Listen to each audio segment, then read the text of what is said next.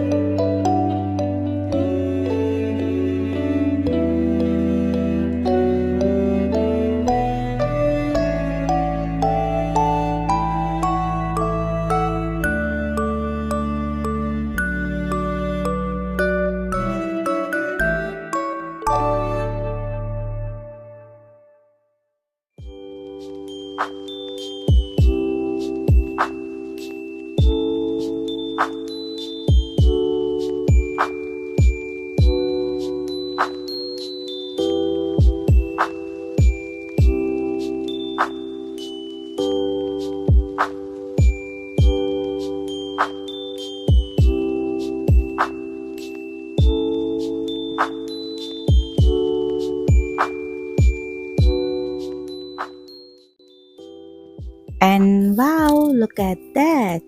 Your cute teddy bear friend is finally ready. Now he's not lonely anymore because you draw him with love. If this teddy made you smile, don't forget to like the video, comment teddy friend, and subscribe for more cute drawings and fun stories. Remember, every drawing has a heart inside it. See you in the next video. Until then, keep drawing, keep smiling, and keep your teddy close. Bye bye. Bye bye.